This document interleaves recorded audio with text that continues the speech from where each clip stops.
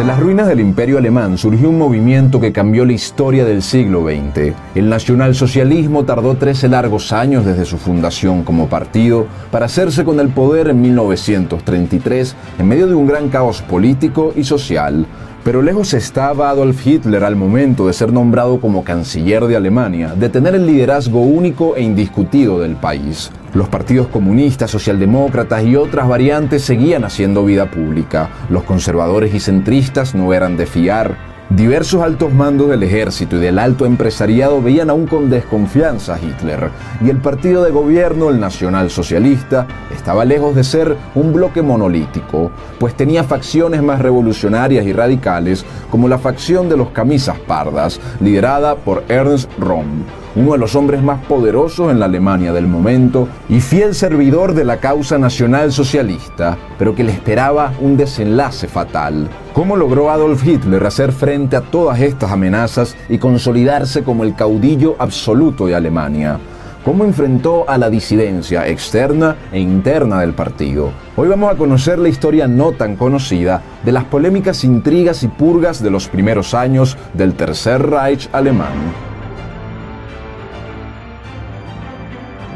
Les habla Reinaldo Carrillo, esto es La Nueva Enciclopedia, y les recuerdo que nos pueden dar un gran apoyo para poder seguir haciendo este trabajo, simplemente dejando sus comentarios, dándole me gusta a este video y compartiendo el material con todos sus conocidos. Abajo también pueden conseguir un enlace del Patreon, donde cualquier colaboración es más que bienvenida. Sin más nada que agregar, empecemos. Tras la derrota de Alemania en la Primera Guerra Mundial, la nación pasa de ser una monarquía con condición de imperio a ser una república parlamentaria. Este periodo, llamado como la República de Weimar durante los años 20, estaría marcado por una profunda depresión económica, deterioro social, cambios de gabinete constantes y una creciente confrontación política en las calles. Liberales, socialdemócratas, conservadores, socialistas, anarquistas, entre otros, se disputaban el poder encarnizadamente. Eran años de insurrecciones separatistas, de organizaciones paramilitares, de magnicidios, de huelgas obreras y de golpes de Estado que eran reflejo de una sociedad cuyo orden y rumbo nacional se habían extraviado. Es en este entorno de desconfianza y violencia que en octubre de 1919 surge el Partido Nacional Socialista Obrero Alemán, que reunía entre sus filas a agentes de variadas corrientes políticas que se encontraban inconformes con los partidos y con la dirección política alemana del momento. Los principales puntos en común del partido eran un exaltado nacionalismo, el rechazo hacia el marxismo y el capitalismo, y el deseo de redención del pueblo alemán trabajador frente a los enemigos extranjeros que lo estaban parasitando.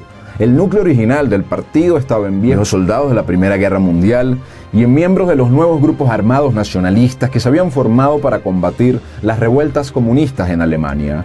En sus primeros años el partido va creando sus propias milicias y sus órganos armados, como las famosas SS, que irían ganando gran tamaño y poder bajo el mando de Heinrich Himmler, y los famosos camisas pardas, o las SA, con las cuales el partido habría intentado su propio golpe de Estado en 1923, conocido como el Putsch de Múnich. Los camisas pardas también ganarían un gran tamaño y poder bajo el liderazgo de Ernst Röhm. Ernst Röhm era un afamado veterano de guerra que estuvo desde los primeros días del Partido Nacional Socialista y que fue muy cercano a Hitler desde sus inicios.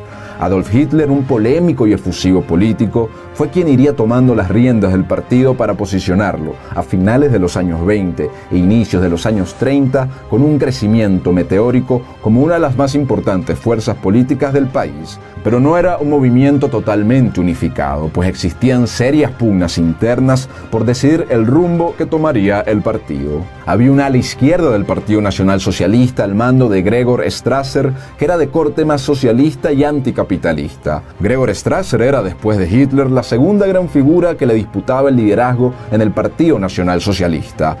Gregor Strasser proponía un programa económico y político de corte más anticapitalista y sindical y un socialismo más radical y revolucionario que el de sus pares del partido. Por otra parte, figuras como Hermann Göring, Heinrich Himmler y Reinhard Heydrich conformaban un ala derecha del partido dirigida por el mismo Adolf Hitler. Era una facción más cercana al ejército y a los sectores políticos conservadores. No eran liberales ni capitalistas, pero estaban más abiertos a conciliar con la burguesía y con la vieja aristocracia alemana. Originalmente compaginaban ideas como la oposición al socialismo marxista, el desprecio por elementos considerados como extranjeros para la cultura alemana, la restauración del imperio alemán y la idea de poner la economía al servicio de los intereses nacionales mediante la dirección estatal. Finalmente había una tercera facción del partido, conformada por los camisas pardas y dirigida por Ernst Röhm. Esta facción realmente se declaraban y se comportaban leales a Adolf Hitler, pero eran más radicales respecto a los cambios que creían que debían hacerse en Alemania. Por ejemplo, creían en el desplazamiento total del antiguo alto mando del ejército y de gran parte de la antigua aristocracia alemana. El Partido Nacional Socialista en 1932 ya había logrado la mayoría del voto popular, pero no lograba la mayoría parlamentaria para formar gobierno. Reinaba en la calle el caos político y económico. Para 1933, el presidente del gobierno alemán era Paul von Hindenburg y el canciller de Alemania era Kurt von Schleicher, el último canciller de Alemania antes de la llegada del Führer a dicho puesto. No adscrito a ningún partido, el canciller von Schleicher hace una maniobra que buscaba poner a Gregor Strasser, del ala izquierda del Partido Nacional Socialista, como el nuevo vicecanciller de Alemania en reemplazo de Franz von Papen, que era un importante político de corte conservador y aliado del nacionalsocialismo. Pero la maniobra no da frutos, pues en las elecciones de 1932 el ala de Hitler se afirmó como la mayoritaria dentro del Partido Nacional Socialista y Gregor Strasser decide simplemente apartarse y alejarse de la política. Hitler se alía así con Franz von Papen y logra formar una coalición parlamentaria que, junto a la presión de sectores importantes de la sociedad alemana, consiguen que el presidente del gobierno, Paul von Hindenburg, designara a Adolfo Hitler como el nuevo canciller de Alemania para enero de 1933. De esta forma, Hitler forma un gobierno de coalición con ministros nacionalsocialistas y algunos ministros del Partido Conservador. Es en este momento que se iniciaba el proceso que los alemanes han llamado, en su traducción, como proceso de sincronización, en el que inicia el desmantelamiento gradual de la República Liberal de Weimar por la instauración del Tercer Imperio Alemán bajo los valores del Partido Nacional Socialista y el liderazgo de un gran caudillo. Pero al momento de llegar al poder, el proyecto nacional socialista seguía teniendo serias amenazas. Por un lado, los enemigos directos, tales como los grupos comunistas, socialdemócratas y liberales, seguían activos en la política alemana. Por otro lado, adversarios del Partido Conservador y sectores militares del ejército veían con desconfianza a Hitler. Y por último, a lo interno del partido seguía existiendo una disidencia del ala izquierda de Gregor Strasser, por más retirado que estuviese de la política, y al mismo tiempo, mucho más importante aún, había un creciente recelo con el poder que estaba ganando Ernst Röhm como líder de los Camisas Pardas, la organización más numerosa del país con 3 millones de militantes. De manera que el ala derecha de Hitler se puso manos a la obra frente a este cuadro. Aunque Hitler fuese el nuevo canciller, como dijimos, todavía no ejercía el control mayoritario sobre el Estado alemán. Dentro y fuera de su partido quedaban sectores de la sociedad alemana que se mantenían al margen de sus proposiciones. Gran parte de la Fuerza Armada alemana se mantenía leal a Hindenburg, manteniendo durante los primeros años distancia con el gobierno nacional socialista. A pesar de esto, muchos oficiales estaban intrigados con las propuestas de Hitler de regresar a las Fuerzas Armadas a su antigua gloria imperial. Así que frente a todas estas amenazas, apenas asume el cargo, Hitler se enfoca en primer lugar en acabar con sus rivales más directos, los grupos marxistas y todos sus derivados. Con el proceso de sincronización del nuevo gobierno apenas empezando, el caos político en la calle no había desaparecido. Se producen huelgas convocadas por comunistas, acontece un incendio en el Parlamento con los comunistas señalados como responsables y se aprueba una ley habilitante en el Parlamento alemán que daba poderes especiales a Hitler para legislar frente al escenario de caos que había en el país. Con el incendio del Reichstag como punto de ebullición, el gobierno procede a la prohibición oficial del Partido Comunista y el encarcelamiento y exilio de sus miembros. El mismo destino le deparó ese mismo año al Partido Socialdemócrata y a sus líderes. Tras estos sucesos, los representantes parlamentarios restantes que no eran del Partido Nacional Socialista decidieron disolver sus partidos políticos para evitar la persecución. Reducidos los comunistas y los socialdemócratas, que eran los más problemáticos, la nueva paz impuesta por el régimen fue vista con buenos ojos por el ejército alemán. Sin embargo, las fuerzas armadas también serían sometidas a un proceso de purga. El general Werner von Blomberg fue nombrado ministro de Defensa por Hitler al llegar al poder en 1933. El general von Blomberg era también un enemigo acérrimo de Kurt von Schleicher, el canciller previo de Alemania que había conspirado con Gregor Strasser para desplazar a Hitler de su posición. Por órdenes del Führer, el ministro de Defensa inicia a su nombramiento en 1933 un proceso de purga gradual en el ejército, reemplazando y despidiendo progresivamente en un periodo de un año a los oficiales más cercanos a la facción de Kurt von Schleicher. Con esta nueva estabilidad, el empresariado alemán también se acerca al régimen nacionalsocialista para cooperar de manera recíproca. Los grandes capitales ahora podían desempeñar sus actividades sin la oposición de los círculos socialistas y comunistas. En paralelo, el componente anticapitalista del discurso del Partido Nacional Socialista fue bajando el tono. Esa narrativa más obrerista y socialista era propia de Gregor Strasser, quien mostró algunas oposiciones a estos nuevos pactos que se hacían entre los grandes capitales alemanes y el gobierno nacional socialista. Ya purgado gradualmente el ejército y neutralizados los rivales directos marxistas, quedaba la disidencia interna del partido con los camisas pardas y el ala izquierda de Strasser. Con la paz también surgía un problema, pues los camisas pardas eran la fuerza más grande en número de todo el país y una fuerza que además había sido creada para el combate. Con la paz quedaban sin propósito. Al mismo tiempo, Ernest Röhm y sus hombres tenían una tendencia claramente más revolucionaria y radical y veían también con desconfianza lo que estaba ocurriendo. Ernest Röhm veía con malos ojos que sectores de la alta burguesía alemana y de viejos elementos conservadores del ejército y de la nobleza alemana estuviesen haciendo nuevas alianzas con el Partido Nacional Socialista. De manera que Röhm empieza a promover abiertamente en manifestaciones públicas lo que llamó como una segunda revolución dentro del gobierno. La idea de que era necesario profundizar los cambios que se estaban haciendo, desplazando a los elementos más conservadores dentro y fuera del partido y desplazando sobre todo a las antiguas élites alemanas. Röhm aspiraba a que el ejército alemán fuese absorbido bajo la estructura de los camisas pardas y empieza a presionar a Hitler para que fuese nombrado como ministro de Defensa. Se convierte así Röhm y los camisas pardas en una amenaza incómoda para la nueva estabilidad. Y en 1934 empiezan enfrentamientos públicos entre camisas pardas con sectores más conservadores del país. Hitler es prácticamente amenazado por el presidente von Hindenburg y por el vicecanciller von Papen de que actúe inmediatamente contra los camisas pardas.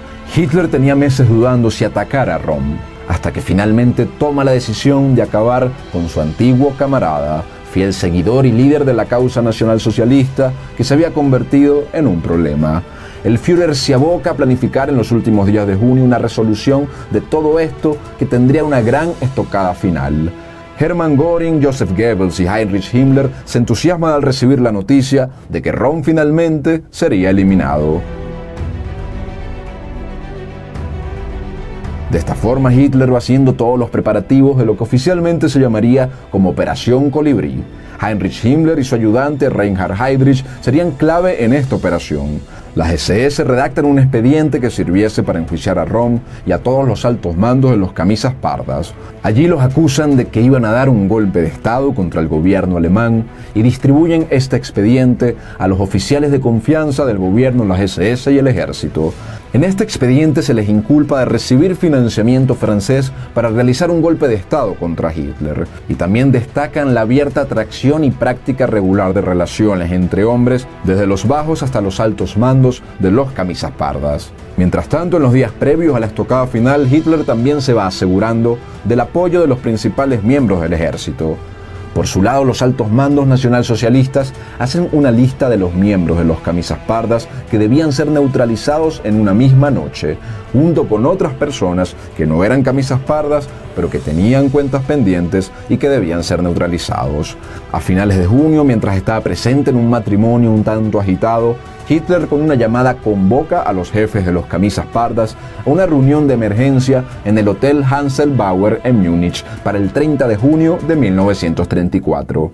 A las 4 de la mañana, Hitler junto a su círculo vuelan a Múnich. Primero apresan al jefe de la policía de Múnich y a unos líderes de los camisas pardas que allí se encontraban. Y a las afueras del hotel donde estaba convocado Röhm, se reúne un numeroso grupo de miembros de las SS y de la policía de Múnich. Ernest Röhm, ya intuyendo lo que estaba pasando, estaba acompañado por hombres armados esperando para enfrentar a los agentes del gobierno que fuesen a prenderlo. Pero el mismo Hitler en persona se aparece y le grita que estaba bajo arresto. De esta forma Röhm es reducido por la fuerza junto con otros líderes de los camisas pardas y es enviado a la prisión de Stadelheim. En simultáneo, en una parada de tren de Múnich, miembros de las SS arrestan otro grupo de jefes de los camisas pardas que estaban llegando al lugar. El reporte también relata cómo los escuadrones de las SS encontraron a miembros de los camisas pardas en el hotel, entre ellos el líder de las SA, Breslavia, Edmund Heines, acostados con otros jóvenes de los camisas pardas en la habitación. Heines y sus compañeros fueron asesinados de manera inmediata en el cuarto por órdenes del propio Hitler. Muchos miembros de los camisas pardas que no fueron purgados en aquella redada fueron después perseguidos por las SS. Joseph Goebbels, que había acompañado a Hitler hasta el hotel, se marcha para Berlín para la última fase de la Operación Colibrí, que se daría ese mismo día, pues esto no se limitaba a purgar nada más a los camisas pardas.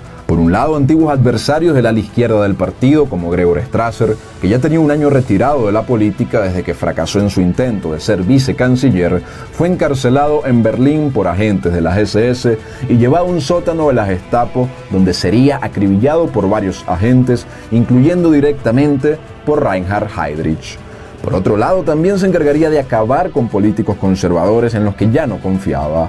Franz von Papen, el vicecanciller conservador con quien se había aliado Hitler para llegar al cargo de canciller, termina también siendo arrestado ese mismo día, mientras que miembros de su círculo de la Organización Acción Católica no fueron apresados, sino acribillados en el acto. Von Papen fue puesto bajo arresto varios días y Hitler lo obligaría a dimitir de su cargo como vicecanciller a cambio de perdonarle la vida. Por su lado, Kurt von Schleicher, el canciller que había precedido a Hitler, fue también víctima de homicidio junto con su esposa en su casa por agentes de las SS. Mientras en la prisión de Stadelheim en Múnich se mantendría recluso a Ernest Röhm, mientras el alto cargo decidía qué hacer con él.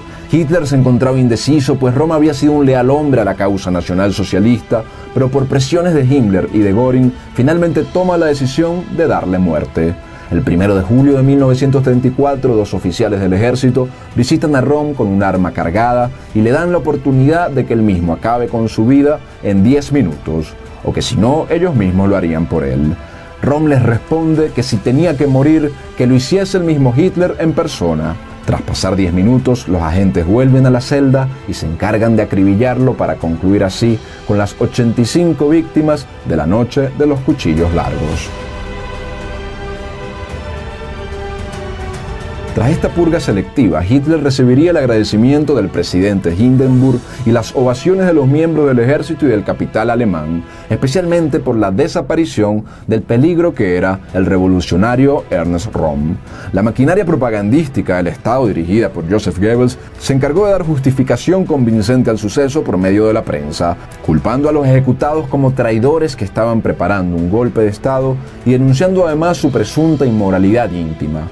Las SA o camisas pardas pasarían de tener más de 3 millones de miembros en 1934 a 1.2 millones en 1938 y bajo un nuevo liderazgo que le daría otra orientación distinta a la que había concebido en su momento el mismo Hitler y el mismo Ernst Röhm. Estas purgas serían un suceso de inflexión en la historia del régimen nacionalsocialista y de Alemania. Hitler victorioso se alzaba como el juez supremo del pueblo alemán, título que posteriormente adoptaría. Al igual que muchos fenómenos históricos, estas purgas que a veces son explicadas como simples actos de locura, de crueldad o de barbarie del canciller, realmente respondían a un complejo juego de relaciones dentro de las comunidades políticas. No fue más que el inexorable choque entre los partidos políticos, las fuerzas armadas, el capital nacional e internacional y las fuerzas internas antiguas y nuevas de ese movimiento que era el nacionalsocialismo alemán.